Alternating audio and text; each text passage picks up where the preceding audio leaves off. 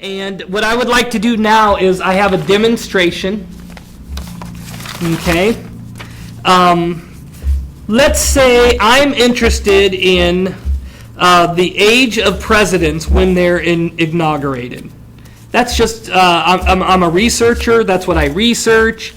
Now, there really wouldn't be much to research there because there's only like a handful, less than 50 presidents, and we know all their ages, right? And so this is just an example, just to make a point, just for educational purposes. Let's suppose the population of presidents was very large and their ages were unknown, and in order to find out something about them, the only practical way of doing that would be to draw a sample. Okay? And so what I'm going to do is I'm going to draw a sample. So what I have here are all the presidents. I have their name and their age. So there's Bush. Obviously, Bush Sr. was 64 years old when he was inaugurated. Okay? And what I'm going to do is I'm going to draw out a sample of 5 presidents, and then I'm going to do it again. I'm going to draw out a sample of 10 presidents, and we're going to take their average age. Okay? And it's going to be random. I'm going to mix them up. They're face down. Okay? I don't want to be biased towards any president. Okay? So I'm going to select 5 of them randomly.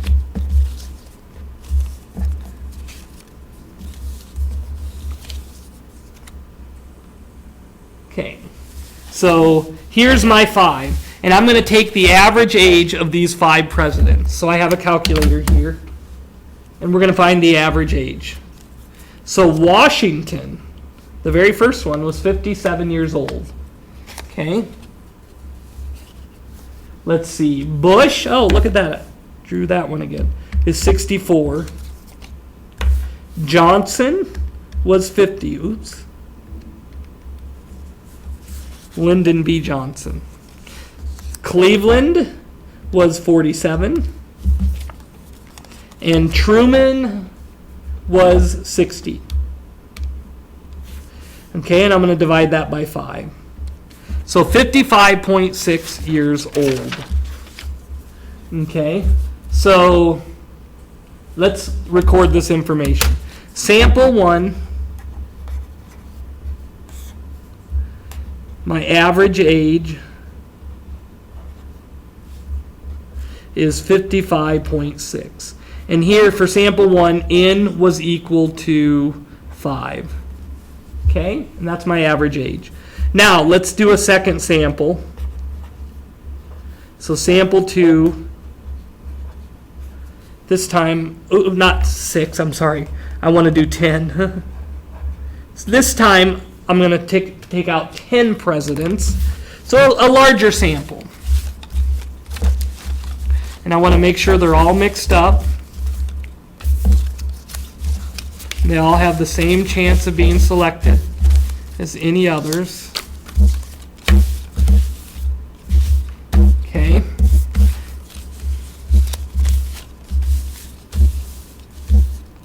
Okay, so we'll do 1, 2, 3, 4, 5, 6, 7, 8, 9, 10.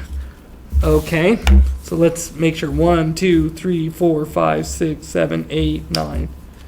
3, 4, 5, 6, 7, 8, 9. So I need one more, I think. Okay. Okay, so now let's do this again, but we're going to do it with 10 presidents, okay? Jackson was 61. Oops. Pierce was 48. Taft was 51. Kennedy was 43.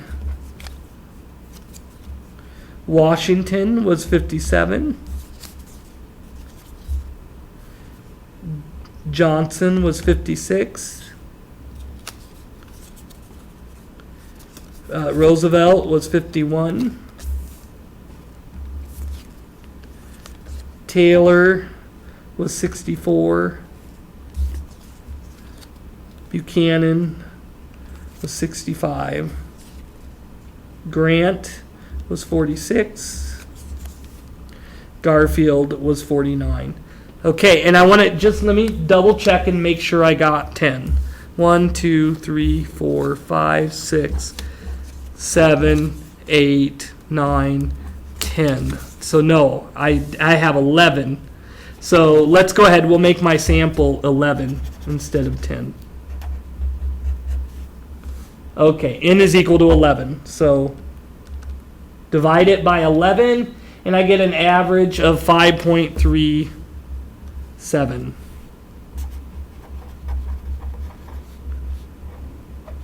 I'm sorry, 53.7 if I round to one decimal place. Okay, very good. So let me move these out of the way. Now, as it turns out, I know the actual age, average age of all of all the presidents. So these two are two sample statistics. Okay, these are examples of sample statistics. The population parameter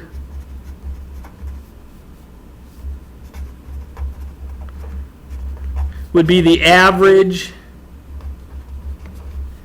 age of all presidents.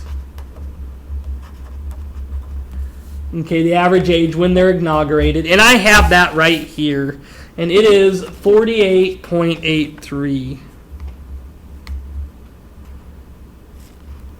I'm sorry, 54.83 is the average age for all presidents. And so you can see this one was a little low. This one was a little high. Okay, so there's some error between your sample averages and your population parameter. But they're all fairly close to one another. Okay, but these kind of reflect, they give you a good idea what this might be. Okay, but they're not perfect. There's some error in those. Okay, and that error is given a name. It's called sampling error.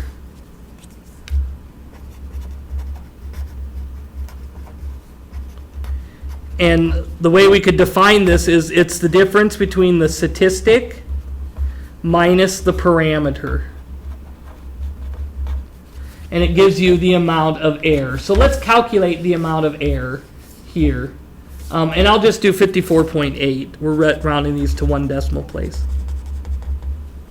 Okay, so sample 1. Error would be 55.6 minus 54.8.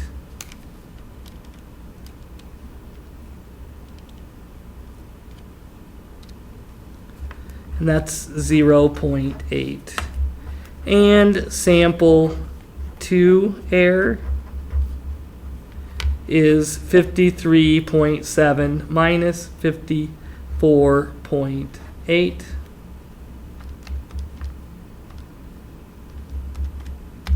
And that's a negative 1.1. Okay, so here's a couple things that we learned. If a sample statistic is larger than the parameter, the error is positive. If the sample statistic is smaller, then the error is negative. Okay, and what often happens, it doesn't always have to happen, and in this case it didn't happen, is that the larger sample will usually have the least amount of error. Okay, and by least amount I don't mean negative, ignoring the sign. Okay, the distance between the statistic and the parameter is generally going to be less for larger samples. In this case, it was not. Okay, when I do this, it usually is, but it doesn't always have to be. Okay, but in general, you expect to have less error when your samples are larger. In this case, it didn't work out that way. Okay. So this is the sampling error. Now the sampling error is never anything that you calculate in real life. And the reason for that is in order to calculate this number, you would need to know what the parameter was. Okay? And the way you would find out a parameter is by taking a census. So a census is needed to calculate this. But if you take out a census, why would you go and take out a sample as well? The whole point of taking out a sample and getting the statistic is so that your statistic can be used in place of the parameter. Your statistic is an kind of an estimate of what the parameter should be. Now, is it perfect? No. There's some error here, but it's going to be close. Okay? But the error is never calculated. This is more a theoretical quantity. It's important to know that these numbers exist. Okay?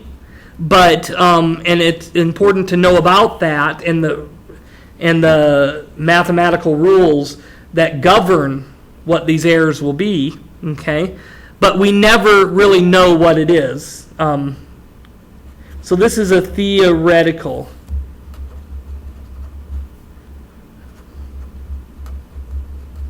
Okay, we know it exists and what it is, but not what it is. And we know it exists, we know what it is, but not what, I should say, its value is. But not what its value is. We don't know the actual value of that. Okay, and that sampling error, this is the arch nemesis of the statistician. Okay, if there were no sampling error, if you just pulled out a sample and every time the average perfectly reflected the population average, there would be nothing to do. You just take out your sample and you would know what the population average was because they would always be equal. But it doesn't work that way. There's error, there's sampling error involved. Okay, so go ahead and take out a sheet of paper, and we're going to do another daily activity here. And then I want to make one more point. Okay, so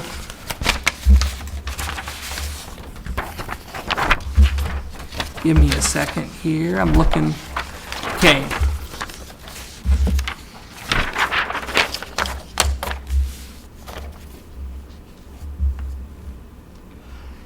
Okay, a lumber company produces boards. The average strength of the boards they produce is 4,650 pounds, but this is unknown. You don't know that. Okay, to estimate the weight of the boards they produce, 50 boards are selected at random, and their average strength is calculated to be 4,725 pounds. And what I want you to do is just determine each of these. Tell me in words what the population is. Tell me what is the sample in this case. What's the parameter? What's the statistic? And then what's the sampling error? Okay? So I'll zoom in here and then you press pause. Okay? And when we come back, we'll look at the answer. So go ahead and press pause.